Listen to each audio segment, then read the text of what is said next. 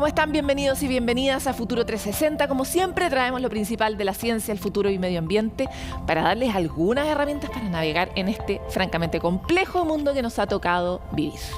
Y vamos a comenzar con esta noticia de Hollywood, ¿verdad? Que fue, ¿recuerdan este experimento a través del cual se envía un cohete para desviar un asteroide, la misión DART? Pues esta misión DART de la NASA tiene nuevos registros que muestran cómo el asteroide que recibió el impacto se convirtió en un cometa con una estela de más de 10.000 kilómetros. ¿Cuál es el balance que hacen los expertos? ¿Qué nos enseña esta prueba que hicimos para salvarnos tal vez de un asteroide? Nos lo cuenta Miranda Aspe en la siguiente nota. Podría ser un objeto flotando en medio del espacio, la estela de un gran cometa o un brillante haz de luz de una galaxia lejana. Sin embargo, este es el resultado de la colisión que la sonda DART provocó en el asteroide Dimorfo.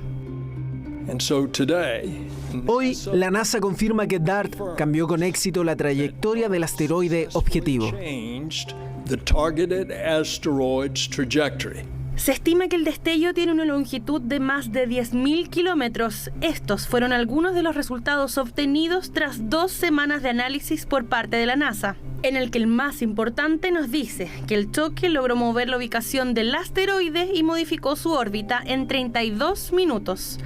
Pasando de un giro total que antes duraba 11 horas y 55 minutos a uno de 11 horas y 23 minutos. Representa una gran noticia para la humanidad porque demuestra que en principio tenemos la tecnología necesaria para poder desviar asteroides. La sonda DART, similar al tamaño de un refrigerador, se transforma así en la evidencia de una defensa planetaria frente a estos objetos.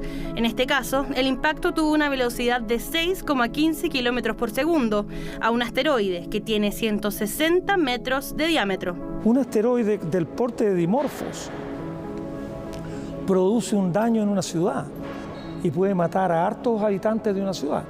Produce un daño equivalente a una bomba atómica. Estudio de asteroides que tienen sus primeros avances en nuestro país.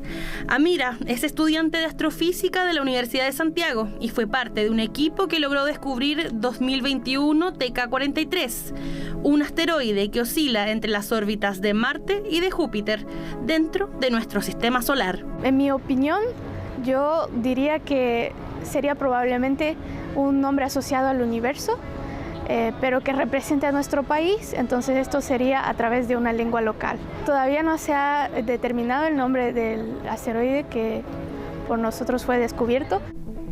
Originaria de Mozambique, Amira aprendió a utilizar un software en el que manualmente se buscan objetos celestes en las imágenes, logrando predecir si existe o no algún asteroide que se encuentre cercano a nuestro planeta. Actualmente se conoce la ubicación de un 95% de los asteroides que tienen más de 1 kilómetro de diámetro, mientras que los que superan los 140 metros, como Dimorphos, solo conocemos al 40% de ellos. Es de extrema importancia y además nos da un mayor conocimiento de lo que es el estudio de los asteroides y de cómo estos orbitan y de su origen en el universo.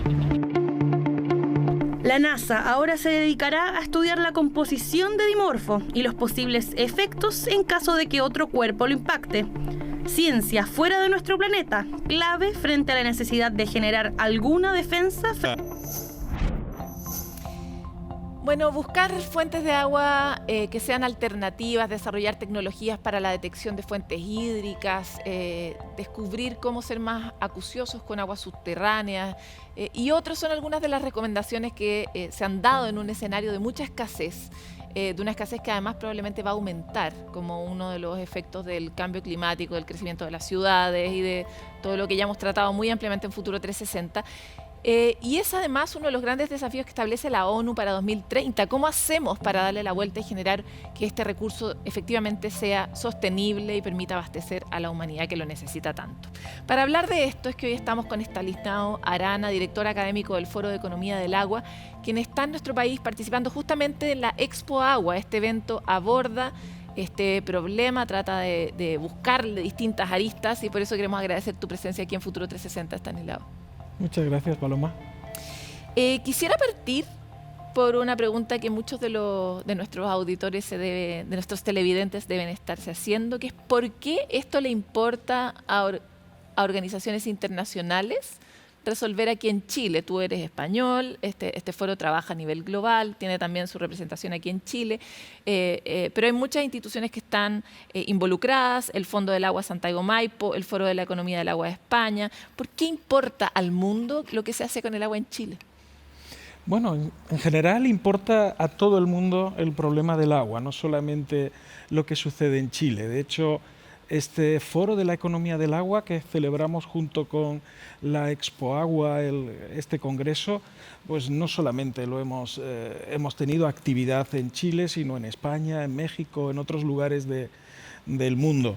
Pero Chile quizás tiene un problema especial, al igual que sucede con España, y es el mayor riesgo, la mayor exposición que tiene al cambio climático y cómo afecta especialmente eso al tema de los recursos hídricos.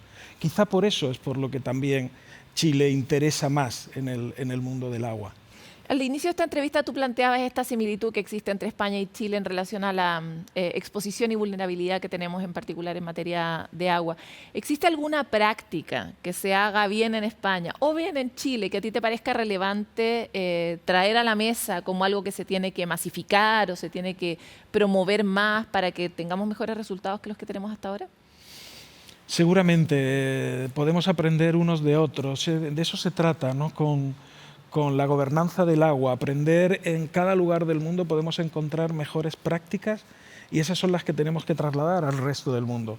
En España, quizá por nuestras circunstancias orográficas, físicas, donde gran parte del país está sometido a riesgos de desertificación importantes, tenemos una larga tradición histórica que viene desde la época romana, cuando estábamos dominados por los romanos, posteriormente con el mundo árabe, y somos expertos en poder gestionar los pocos recursos hídricos que tenemos, ¿no? Aún así hay muchas cosas que solucionar, ¿no? Pero hemos aprendido a cómo poder gestionarlo de una manera equilibrada. Y eso, bueno, pues hay técnicas de gobernanza, hay técnicas jurídicas que permiten establecer una estructura institucional que en gran medida creo que Chile las tiene, son muy parecidas, de alguna manera ese trasvase de técnicas se han producido a lo largo de la historia y se han trasladado también aquí. Y aquí pues hay una experiencia en temas como el mercado del agua, donde nosotros no estamos tan desarrollados, donde podríamos aprender de lo bueno y de lo malo que ha tenido lugar en este país con esa técnica de los mercados del agua. Te quiero llevar justo a ese terreno peliagudo. Yo sé que es incómodo cuando uno es extranjero que te hagan esas preguntas, pero para nosotros es importante la mirada externa. Uno de los grandes problemas hoy día es si promovemos o no promovemos el mercado del agua. Hasta el momento hay mucha evidencia de que habla de que la manera en que el mercado se ha establecido en Chile está lleno de distintos tipos de vicios. Malos cálculos de cómo son los afluentes, falta de actualización de cuál es el uso efectivo, el mismo código de agua que se promulgó durante inicios de este año ya solucionó varios de esos temas, mucha gente no lo sabe, pero que tiene que ver con tener un poco más online el análisis de nuestros acuíferos, ¿verdad? ¿Qué es para ustedes que ven desde afuera algo bueno de tener un mercado del agua o algo malo de tener un mercado del agua? ¿O qué garantías necesita un mercado del agua para funcionar mejor? Bueno, hay un a priori del que tenemos que partir, ¿no? El mercado del agua, si se puede hablar en esos términos, pues no es un mercado como el de frutas o como el de cualquier producto alimenticio. Es un mercado presidido por un principio básico que es que la propiedad del agua es pública. Eso no se puede negociar. Luego no estamos hablando de un mercado donde intervenga bienes de particulares que se pueden transaccionar como cualquier otro bien. No es ese tipo de mercado del que estamos hablando. Estamos hablando de un mercado que parte de una propiedad pública, pero que permite, para ser más eficiente, que se gestione a través de lo que se llaman concesiones administrativas, instrumentos públicos que permiten asignar esos usos para que se haga de una manera más eficiente. Pues bien, el tema está en ver en qué medida esos títulos administrativos, esas concesiones administrativas, se puede negociar con ellas o se puede introducir técnicas propias del mercado para hacer más eficiente la gestión. Por ejemplo, yo tengo un volumen de agua asignada para un determinado volumen de un determinado cultivo, la técnica me permite avanzar en un cultivo más eficiente, tengo un exceso de agua que a lo mejor se podría asignar a otro uso, puedo tener un incentivo, si sé que voy a poder obtener un beneficio con ese agua previa autorización de la administración, que es la dueña del recurso, puedo tener un incentivo mayor a consumir menos agua.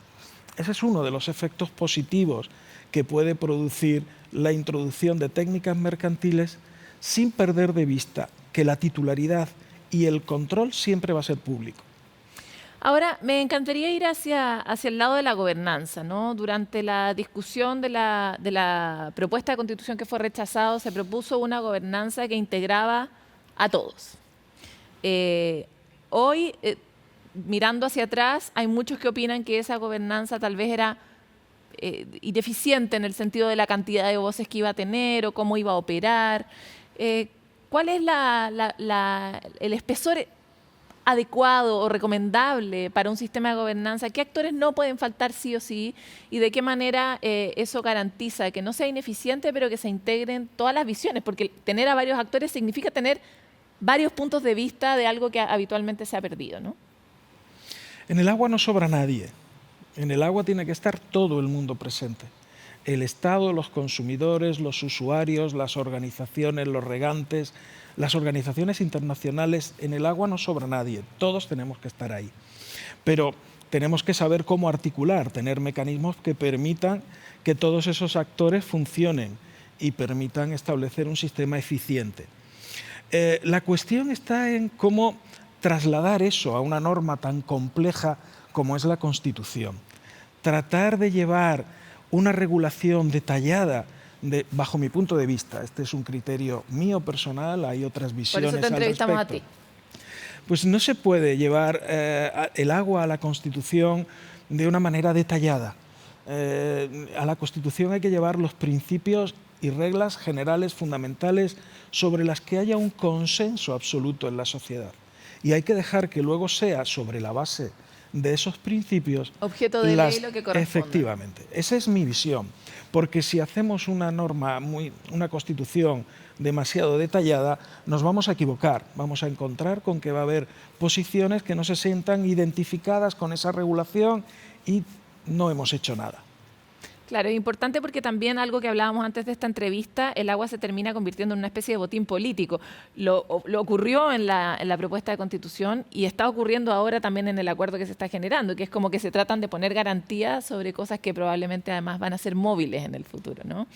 Ahora, me encantaría avanzar hacia casos que a ti te parezca interesante relevar. En algún momento Congreso Futuro, que es un congreso muy conocido acá en Chile y en Latinoamérica, que trae científicos internacionales y expertos, trajo por un lado expertos de Israel y trajo por otro lado expertos de Dinamarca.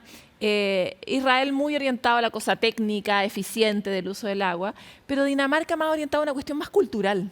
Entonces me interesaría ver qué opinas sobre la dimensión cultural del mejor uso del agua, cuánto tenemos que invertir, quiénes tienen que invertir en esa tarea, que es la idea de el agua es escasa, tenemos que cuidarla, es importante para todos, puede sonar básica, pero realmente no está presente en todos los hogares chilenos, sobre todo los que tienen mucho pasto en sus jardines, por ejemplo. Pues volvemos a la idea inicial con la que comenzábamos esta entrevista, ¿no? El tema de la concientización, como decís vosotros, del agua. Yo creo que es fundamental. Incluso me atrevería a decir, y es una de las propuestas que yo siempre digo, de que habría que trasladar los contenidos o principios básicos del agua a la educación de los niños. Desde edades muy tempranas debería de formar parte, no digo yo que de una asignatura exclusiva, pero sí parte del contenido de algunas de las asignaturas que ya constan en los programas. Esta es una manera de hacer conciencia y de hacer cultura del agua, que es a lo antes te referías, ¿no? Es curioso el caso de Dinamarca, aunque no tenga que ver con esto que me has preguntado, pero tiene que ver con el tema de la gobernanza. Dinamarca, si tiene un problema, es un problema de exceso de agua, tiene un problema de gran cantidad de agua. España tenemos un problema de falta de agua desde un punto de vista cuantitativo. Pues bien, el recibo del agua de Dinamarca triplica el precio del recibo del agua en España. Parece una paradoja, parece que no es algo razonable. Todo tiene que ver con la importancia que tiene la gestión del agua. El agua en sí misma no debe de tener un precio, pero todos los procesos asociados a la gestión del agua sí lo tienen. Y eso es importante trasladarlo a la sociedad, saber a través del precio del recibo del agua la importancia que tiene ese líquido elemento. Desgraciadamente funcionamos así como seres humanos. Lo que es gratis no se valora. Lo que tenemos que pagar por él justificadamente, empezamos a valorarlo más.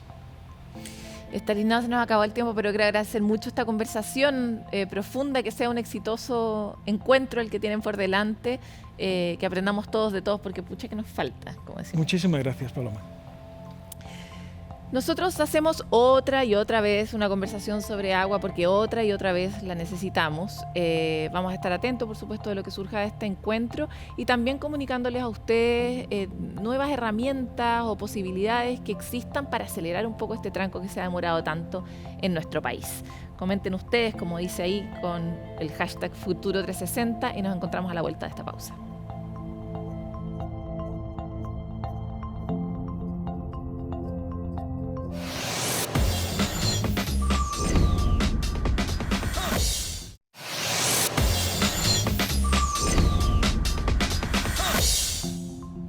Llega el momento de los breves de Futuro 360, donde vamos a hablar de algunas de las cosas que se nos quedan fuera, pero que necesitamos mantenerlos informados sobre lo más importante de la ciencia, el futuro y el medio ambiente. Y vamos a partir por las preocupantes noticias que llegan desde Nueva Zelanda. Cerca de 500 ballenas han muerto en 2 varazones en tan solo una semana en las islas Chatham. Se trata de ballenas piloto, las que fueron protagonistas de un incidente similar hace menos de un mes en Australia, donde 250 resultaron muertas tras varar en Tasmania. Las autoridades de Nueva Zelanda señalaron que, dada la lejanía y poca presencia humana de estas islas, montar un reflote para las ballenas resulta muy difícil. Tristemente, las autoridades tomaron la decisión de sacrificar a todas las sobrevivientes. El motivo de la varazón aún está en investigación, pero no es un evento inusual en la zona. Estas islas, ubicadas a 840 kilómetros de 2 principales zonas de Nueva Zelanda, fueron el lugar donde se vio esta varazón de ballenas, la más grande de la que se tiene conocimiento. Más de 1000 ballenas piloto en 1918.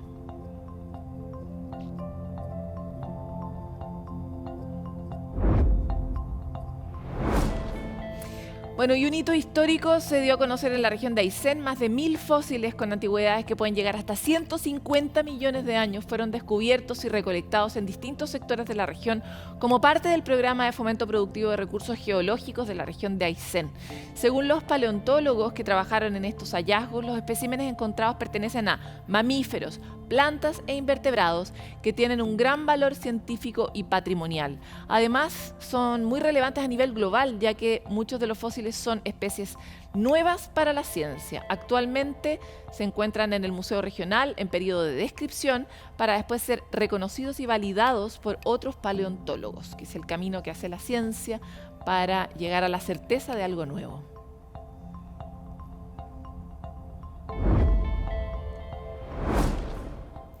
Bueno, y como todos los futuros 360, esta semana traemos un nuevo avance en el uso de inteligencia artificial. Ahora, investigadores de la Universidad de Edimburgo están desarrollando un casco para bomberos que es capaz de ver a través del humo. Este casco inteligente usa tecnología de inteligencia artificial para interpretar data captada con cámaras térmicas, radares y sensores inerciales que permiten conocer la información en tiempo real que los voluntarios pueden utilizar para ayudarse y ayudar a víctimas. reconocer compañeros e interpretar de buena manera el entorno. Actualmente se están realizando pruebas con el servicio de rescate escocés, mientras que sus creadores esperan que el próximo prototipo sea capaz de generar mapas 3D de los entornos para entregar aún más detalles para los bomberos en este recurrente tipo de emergencias.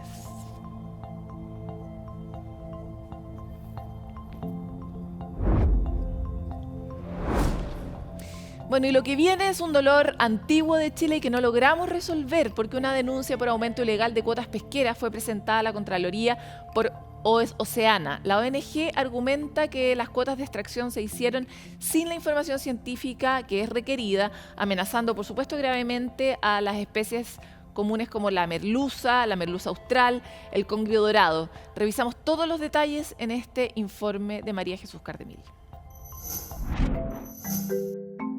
La merluza común, austral y el congrio dorado son algunos de los productos del mar que se encuentran dentro de la Ley de Pesca, normativa que en 2013 estableció los comités científicos para que cualquier modificación de cuotas fuese revisada por expertos. Esto en la actualidad no se está haciendo, ya que el aumento de la cuota se está basando en un criterio establecido fuera de los comités científicos, es decir, por los comités de manejo, que es un órgano político. Entonces lo que nosotros buscamos es que se vuelva a la norma, es decir, que se establezcan las cuotas de manera científica. Oceana denuncia que durante el gobierno de Sebastián Piñera el aumento en la captura de peces se realizó modificando los criterios de riesgo y omitiendo las bases científicas y el principio precautorio de la Ley de Pesca. Lo que sucede cuando los comités de manejo modifican el porcentaje de riesgo sin mayores antecedentes científicos que lo soporten es que están faltando finalmente a la ley, porque están yendo más allá de las atribuciones que le entrega la Ley de Pesca. Lo que va a pasar es que va a haber una sobreexplotación de esta especie a tal punto que esa especie puede colapsar y que no se podría recuperar nunca más. En 2018, el Comité Científico Técnico recomendó una cuota de 14.800 toneladas anuales para 2019 de merluza austral, pero el Comité de Manejo modificó el criterio de riesgo sin proporcionar antecedentes científicos, obteniendo una cuota mayor que ascendió a 19.537 toneladas. Nosotros lamentamos que en periodos anteriores efectivamente se haya desoído recomendaciones de los comités científicos y finalmente se hayan aumentado, por ejemplo, porcentajes de riesgo generando algún tipo de incremento artificial en las cuotas de captura. Durante la actual administración hemos tenido particular cuidado de atender cada uno de los pronunciamientos contenidos por el comité científico de tal manera que no se generen márgenes de arbitrariedad. Una denuncia en estudio y que cuenta con un antecedente relacionado a un fallo a favor realizado por el Segundo Tribunal Ambiental de Santiago, quien estableció ilegal el incremento de la cuota global de pesca de merluza austral en 2019. Nuevos antecedentes de una industria que podría sufrir la nulidad de la actual Ley de Pesca, que actualmente se discute en el Congreso. Bueno, y el universo digital paga sus deudas, las paga tarde, pero las paga. Y esta vez con la paridad decidimos eliminar a José Mardone, eliminar a Cristian Noguchi y darle el camino a Mane Fuenzalía, que viene hoy día a traernos lo mejor de Futuro 360. Bienvenida, Mane. Gracias por esa tremenda invitación, o podría decir que aniquilación. Me deja un poquito alto el piso y quizás demasiado alta la vara. Vamos a intentar de hacerlo porque yo sé que el José aparte lo hace increíble, así que ahí vamos a intentar de llegar a su altura, no física, claramente no tengo los mismos centímetros, pero bueno. Y bueno, nos vamos directamente a Futuro 360. Vamos a partir con una noticia que es un poquito triste y de hecho yo creo que es el peor miedo de los hipocondríacos, ¿no? A ver. Esto tiene que ver, y de hecho con salud mental. Esto porque a un hombre de 45 años, se llama Robin, le detectaron un trastorno de ansiedad. Y él pensó que se debía a la ansiedad que él tenía, y estos eran algunos síntomas que él ya había presentado. Esto, por ejemplo, el despertar en la mitad de la noche con palpitaciones, sentir de que le iba a dar un ataque al corazón, Y ese sentimiento de que sientes que te vas a morir, ¿no? Que es bien típico de los ataques de ansiedad. Pero esto también estaba seguido de algunos zumbidos en la cabeza, en el oído más bien, que se llama tinnitus, y de otras molestias. Y por eso pensaron los médicos que se podía tratar de un ataque de ansiedad, un trastorno de ansiedad. Pero efectivamente él pensaba que podía tratarse de algo más complicado, y finalmente se hace más exámenes y un año después de que lo habían diagnosticado, descubre que era un cáncer cerebral. Algo que era bien complicado y que de hecho le dieron 12 meses de vida. Entonces ahí él también decía que una de las razones por las que se podía deber esta negligencia médica era porque él estaba en muy buena salud, hacía deporte 6 veces a la semana, era un hombre bien sano, pero aún así él sabía que persistía esta preocupación, ¿no? Entonces, sin embargo, aquí nos hace poner un foco. Hace poco acabamos de vivir el mes de conmemoración de la relevancia de estar atento a los síntomas del cáncer, y el cáncer del cerebro tiene algunas particularidades bien específicas que vale la pena compartir, ¿no? Que es como, por ejemplo, los temas del oído son relevantes, dolores persistentes pero que a veces cambian también son relevantes. Sí, o también de comportamiento. Entonces sí, el tema del cáncer es un tema que también de repente uno piensa que le va a dar en una edad mucho más avanzada, ¿no? Pero también hay que estar atentos a los síntomas, y también es importante hacerse los chequeos correspondientes. Uno de repente piensa que no le va a pasar, entonces ahí también hay que estar bien atento a los síntomas. En este caso, como ya decía, o sea, yo viendo la noticia y también de repente siendo un poco hipocondríaca, pienso es el peor miedo, la peor pesadilla que a uno le podría tocar. De todas maneras, vamos a compartir pronto en una nota los síntomas a los que hay que estar atentos, en especial las personas que tienen migrañas, etcétera, para poder distinguir si es una migraña corriente o puede ser algún indicador de que uno puede tener algo en el cerebro. Vamos al siguiente. Vamos al siguiente. Este ya es un poquito más tierno, igual viene un poco bañado de tragedia, porque un joven chino se le murió su perro de toda la infancia el año pasado, ¿no? Y él de hecho sufrió harto con eso. Habían compartido toda una historia. Entonces él decidió hacer algo al respecto y hizo un invento muy tierno, y es una nube mascota. Ahí, bueno, si es que pueden ver en las imágenes, sí, se ve que sí. Yo pensé que era Photoshop. Bueno, ahí también hay otro tema, porque de hecho él hablaba de que lo ocupó con una tecnología de hélices bien diminutas, y también con un sensor de temperatura para que le pudiera seguir la nave, pero la gente empezó a pedir que si es que podía replicar esta mascota, y él dijo, mira, la verdad es que flota también con ayuda de globos de helio. Entonces no era tan fácil de replicar como se veía en las imágenes, pero eso igual no quita lo tierno también de este invento, y que él también decidió hacer esto de que lo siguiera con la temperatura para sentir que estaba como esta mascota que lo acompaña, pero también hizo como una versión piloto automático, de manera que la mascota se pudiese mover libremente y así se pareciera al perro que había fallecido, ¿no? Entonces ahí podemos ver, esa es una de las mini hélices, y esos son uno de los sensores, y ahí estaba probando cómo funcionaba. Esa es la mascota que inspiró su desarrollo. Tal cual. Y de hecho ahí se pueden ver las fotos, y algo muy tierno que hizo es que en esta nube mascota puso la foto de este perrito.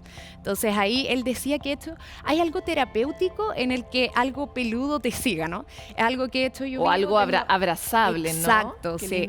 Qué linda se ve la nube, además, como compañía. Algo interesante de esta nube es que uno también la podría tener como una forma de reflejar su estado de ánimo, ¿no? Con inteligencia artificial en el futuro probablemente la nube puede percibir si andas de mal humor y se pone negra. Podría ser, porque bueno, las nubes ya sabemos que tienen sus estados de ánimo un poco, así que sí, podría ser un invento. Le dejamos la idea al joven chino para que se haga millonario. Sí, él decía que bueno, no era replicable en verdad, porque era más como una forma bonita de verlo, pero ahí tendremos que ver, porque igual las mascotas del futuro podrían ser esta nube, o podría ser ya un robot, seguro. Que es algo que ya hemos visto. ¿Qué nos traes para cerrar, Mana? Sí, ya nos va quedando poquito tiempo, pero para poder cerrar es una noticia que de hecho en nuestra área nos encanta, y son innovaciones que están basadas en la naturaleza. En este caso, basado en las abejas y su colmena. Esto porque decidieron llevarlo a el área de la construcción, con drones y que construyen en 3D. Esto es bien práctico porque pueden llegar a lugares que son de difícil acceso o también poder simplificar la construcción, que de repente vemos que son más engorrosas, ¿no? En este caso, decidieron simplificar el tema como tipo colmena y hay distintos roles. Por ejemplo, están algunos drones que son los que efectivamente construyen y que ponen la construcción en 3D, y después están los otros drones que son los que sondean el espacio, ven si es que hay algo que mejorar, si es que hay que construir en otro lado, y así funcionan como un equipo. Algo bien bonito y que ahí se basan también en el tipo colmena, y si bien los drones actúan por separado, saben que forman parte de una mayor red, ¿no? Entonces así es como pueden ayudar a una construcción también más ecológica, que no genera tantas huellas y también con material un poco más sustentable. Y con menos humanos, que no sé si nos encanta esa parte, pero es un camino bastante inevitable, ¿no? Sí, que al final también hace mucho más fácil de repente en ciertos lugares, ¿no? Porque cuando es de difícil acceso también la huella que van dejando, por ejemplo, los camiones o los autos. Bueno, ahí decía, refugios de emergencia en situaciones extremas, mandar un ejército de drones puede llegar a ser más fácil que mandar humanos. Lo vimos, de hecho, en el terremoto más grande que hemos tenido aquí en Chile. Efectivamente. También. Ahí la tecnología siendo una gran ayuda. Mane, muchas gracias por este contacto del mundo digital con nosotros, y a ustedes los invito a quedarse en sintonía de Futuro 360 porque vamos a una micropausa y volvemos con mucho más.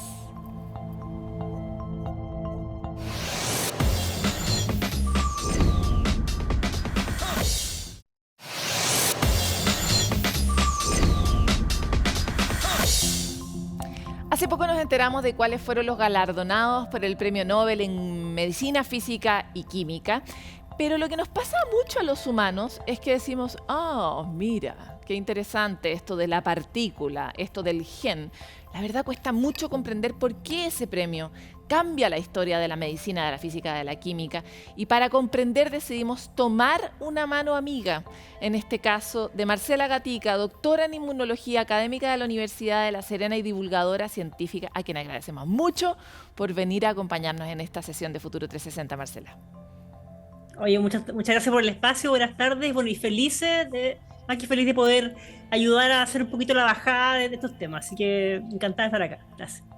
Ya, vamos a partir desde mi punto de vista, lo más fácil de entender, que es el Premio Nobel de Medicina. Nuestro galardonado tiene una labor que se ha vuelto cada vez más famosa, esta cosa de la paleoalgo. Paleoantropólogos estamos escuchando, y ahora paleogenética. ¿Por qué el hallazgo de este personaje resulta importante para la medicina y de qué se trató? Mira, esto la verdad es que es un temazo, y para que la gente no entienda en la casa, todas y todas sabemos que si nosotros, por ejemplo, congelamos una comida al refrigerador, por muy bien que la congelemos, ¿cierto? Si pasa el tiempo, si yo me como a lo mejor una fruta que congelé el verano pasado, probablemente no sabe muy bien, ¿cierto? Como que se degrada, ¿cierto? Se echa a perder, dicho un buen chileno, ¿cierto? Imagínense si la dejamos a temperatura ambiente, ¿cierto? En el patio, en la tierra, con mayor razón. Esto mismo es lo que le pasa, por ejemplo, a los huesos, a los vestigios de animales y humanos que han vivido en el pasado. Imagínense seres humanos que vivieron hace 300.000 años, 400.000 años.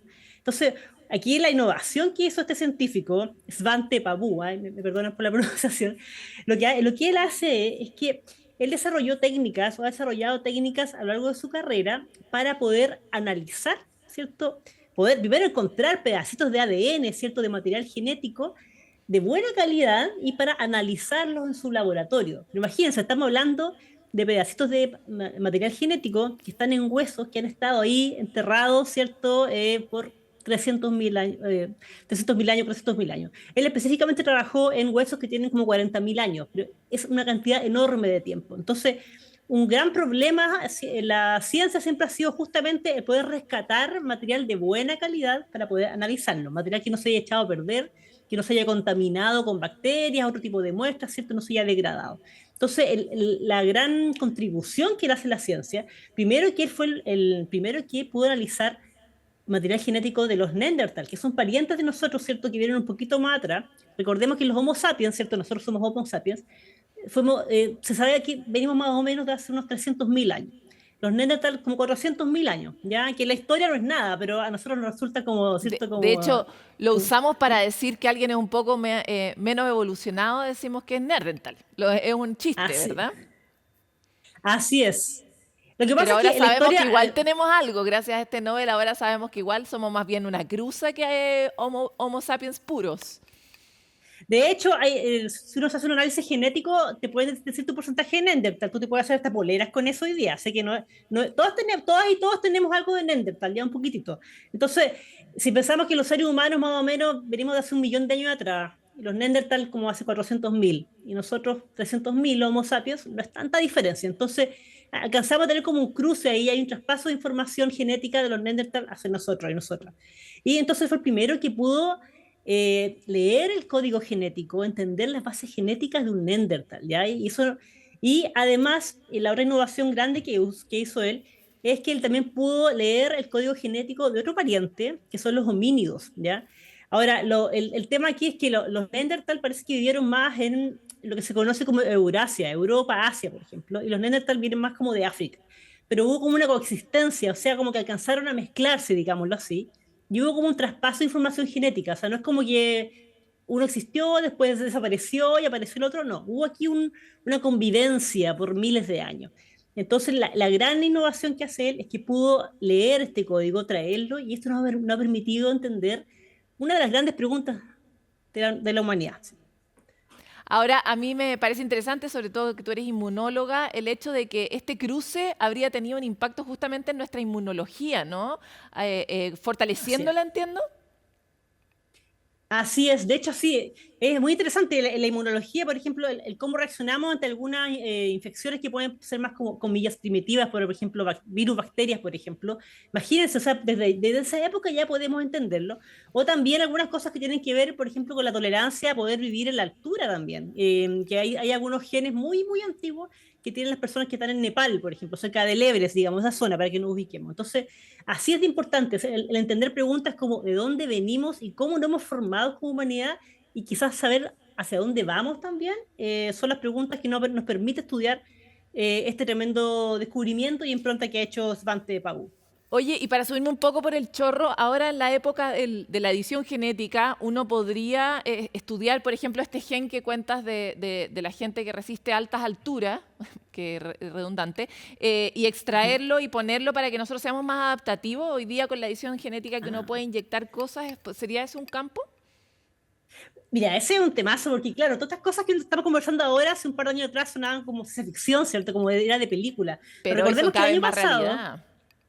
Así es, y recordemos que el año pasado el Premio Nobel de Química fue a un grupo científico y científicas que trabajaron justamente en CRISPR, que es una técnica de edición genética. Esta Entonces, tijera muchas molecular. cosas así es, exactamente. Entonces, muchas de estas cosas que a lo mejor hace un par de años atrás nos parecían una locura, hoy día, mira, no es que lo podamos hacer ya inmediatamente y uno pueda como encargar y comprar en su mercado más o menos lo que quiera hacer, pero vamos para allá un poco. Ahí es donde entra la ciencia y la ética también, cierto, regular. Sí. Pero estamos en el camino a eso. Totalmente. Bueno, de hecho en Amazon usted puede comprar un kit de CRISPR por $15, según había visto. Pero bueno, ya, vamos a hablar de el siguiente Nobel, pues si no, no vamos a alcanzar. Hablemos del de química, que también te toca bien en tus ámbitos de comodidad científica. ¿Por qué se ganaron el Premio Nobel de Química? ¿Qué lograron? Mira, estas tres personas que son, bueno, Barry Sharpless, Morten Medal y Caroline Bertuzzi, una mujer, ahí son dos hombres y una mujer. Esto tiene que ver, no con las grandes preguntas de la humanidad que hablábamos recién con el Nobel de Medicina, tiene que ver con técnicas y avance en el fondo, tanto en la tecnología como en la medicina. Ellos lo que hicieron, en términos muy simples, fue que desarrollaron e implementaron métodos para, digamos, componer estructuras químicas de forma súper simple. ¿Ya? Ellos desarrollaron la química del clic, que en términos muy simples tiene que ver con construir moléculas de forma muy simple. Ahora, ¿esto de qué sirve en el fondo? Tiene que ver, imagínense la cantidad de campo que abre por ejemplo, en mapear, o sea, estudiar, secuenciar, digámoslo, moléculas de ADN, justamente lo que hablábamos recién con el Premio Nobel de Medicina. Crear nuevas moléculas que pueden formar, por ejemplo, polímeros para hacer materiales, crear nuevos fármacos. De hecho, justamente uno de los avances que hace Caroline Bertuzzi tiene que ver con moléculas que hoy día están en estudio que pueden entrar a las células sin dañarlas, sin dañar la química de la célula, para combatir el cáncer, por ejemplo. Entonces tiene que ver con una innovación. Estamos aquí acelerando justamente la tecnología química para poder, como les digo, crear materiales, crear fármacos de una forma mucho más simple a como la hemos conocido. Entonces este grupo de personas lo que hizo fue... Y también bien precisa, ¿no? Porque hay algo que es interesante, que es que estamos entrando de cabeza, y no recién, sino que ya venimos hartos años, pero cada vez con más fuerza, a la medicina de precisión, ¿no? El cáncer es una enfermedad que, si uno simplifica mucho, respeto a todos los oncólogos y a todos los que trabajan en eso, es bastante como una bomba así que trata de destruir todo. En el caso de los tumores, es muy poco acucioso y los efectos secundarios de esos tratamientos son muy grandes para los pacientes. Por lo mismo, este tipo de cuestiones que pueden ir mucho más al detalle, pueden generar menos efectos adversos, tratamientos más eficientes y más cortos, ¿no? Esa sería un poco la esperanza, que es una gran esperanza. Así es, justamente tú, como dices muy bien, Paloma, el tema es que, claro, hay varias líneas de tratamiento y uno de ellos, que es el que todavía seguimos ocupando fuerte, ¿cierto? La quimioterapia tiene muchos efectos secundarios. Entonces el desafío hoy día de la ciencia es crear terapias, como dices tú, cada vez más específicas, ya que a lo mejor no provoquen esos efectos secundarios que tiene que se caiga el pelo, por ejemplo, que hay gente que pierde masa muscular, ¿cierto? Y bueno, que son probablemente muy conocidos por todos y todos, porque yo creo que todos conocemos a alguien con cáncer, ¿cierto? Entonces, y cada vez más, ¿no? Es una enfermedad en aumento, además. Así es. Entonces, entre más preciso, entre más específico, podemos mejorar justamente la calidad de vida de las personas y hacer los tratamientos más efectivos, ciertamente. Entonces, para allá, eso tiene que ver con el Nobel de este año, tiene que ver con eficiencia, eficacia en la creación de nuevas moléculas químicas que sean más simples, ¿cierto? Y además que nos permitan no solamente, como estamos hablando, crear nuevos medicamentos, sino también crear nuevas estructuras que a lo mejor nos pueden servir para crear nuevos materiales también. Usaban la analogía del Lego, como que uno puede construir como construye con Legos, con elementos muy simples, como el Lego, algo que en este caso te puede sanar o puede generar un nuevo material, como decías tú. Así que felicitaciones a ellos ahora que entendemos un poquito más lo que hacen.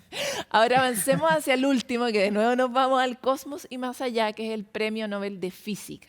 O sea, experimentos con fotones entrelazados. O sea, ayúdanos a llegar ahí, por favor, Marcela. Mira, yo soy bioquímica de formación, estos temas igual me vuelan la cabeza, porque me gusta mucho la ciencia ficción, y tiene que ver un poco con eso. Aquí, para explicarlo muy simple, tiene que ver con que hace ya décadas se descubrió el llamado entrelazamiento cuántico, ¿ya? Que en términos simples quiere decir que se vio que cuando hablamos de moléculas cuánticas, ¿sí? Aquí estamos hablando de partículas a lo mejor más chicas que el átomo, o sea, lo mínimo de lo mínimo. Imaginémonos a ese nivel, ya que no estamos hablando ni de personas, ni animales, ni objetos. Estamos hablando yo creo que aquí lo más útil es citar Ant-Man, la película. Aquí. ¿La viste? Ese es el mundo cuántico, el mundo de Ant-Man. Sí, perdón. Sí, por supuesto, sí la vi. Igual me gustan los Avengers. Justamente, mira, el Ant-Man o el hombre hormiga ahí también, ¿cierto? Justamente el mundo subatómico ya, lo más chico de un átomo. Entonces, el entrelazamiento cuántico tiene que ver con que se ha descubierto que cuando hay dos partículas, ya estoy hablando de mínimas partículas, que están relacionadas entre sí, ya, como que se entrelazaran, digámoslo así, como que actúan como una sola, ya. Y eso no se entendía bien por qué, ¿ya? Se han hecho mediciones como separando estas partículas, midiéndolas de forma distinta, pero no. Esto tiene que ver con que se comportan como una unidad, ¿ya? Entonces, lo que hicieron estos 3 premios Nobel este año, John Clausen, Alan Aspect y Anton Selinger, fue que vieron la parte teórica, pero también la demostración experimental justamente de esto, que efectivamente estas partículas se comportan como una unidad. Ahora, ¿cuál es la importancia de esto, cierto, que suena como algo tan específico y tan así como de película? Es que si estas partículas se comportan como una unidad, hay un tema que tiene que ver con un traspaso ahí, cierto, probablemente de temas ya más cuánticos, de información, digámoslo así, que puede estar ocurriendo entre estas moléculas. Y esto nos puede llevar a un desarrollo tecnológico en que a lo mejor podemos traspasar información entre ciertos puntos de forma más rápida, ¿ya? Imagínense las proyecciones que tiene esto, o sea, estamos pensando en computadores más rápidos, por ejemplo, en crear nuevos materiales, ¿cierto?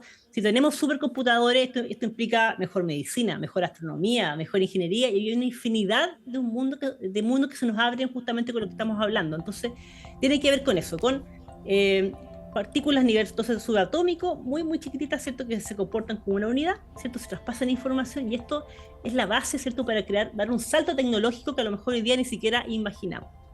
Aquí yo creo que es bien útil, ¿para qué uno usa cuántico? Uno dice, mira, fue creciendo de a poco. No, se pegó un salto cuántico, que es como casi inexplicable, es exponencial.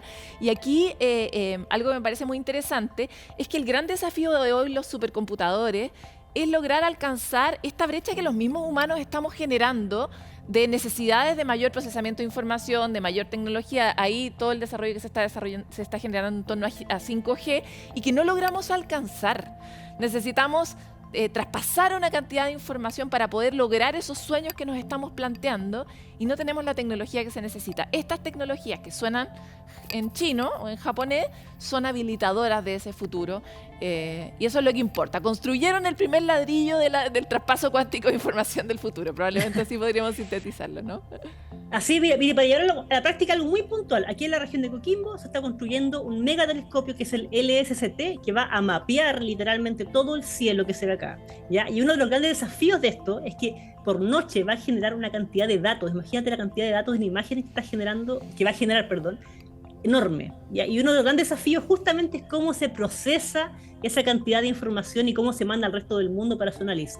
Y justamente ahí, en ese tipo de cosas, por ejemplo, es donde este tipo de tecnología y avances en la ciencia son tan importantes. O sea, imaginemos este tipo de tecnología en 10, 20 años más, en el futuro viaje al espacio, e insisto, no solamente miremos las estrellas, sino que también miremos la medicina, lo que estábamos conversando recién. Esto nos va a permitir mejorar, por ejemplo, la cirugía y así, la telemedicina, etcétera, etcétera.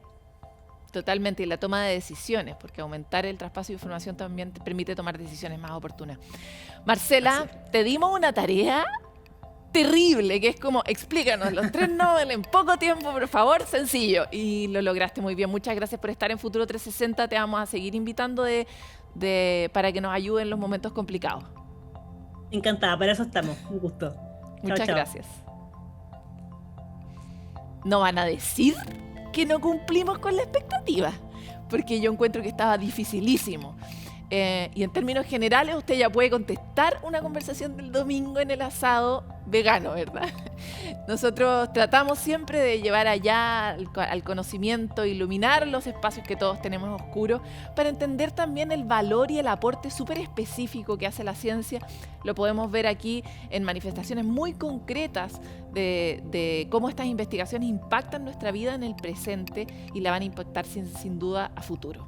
Así que con esta entretenida entrevista nos vamos y nos encontramos otra vez en Futuro 360.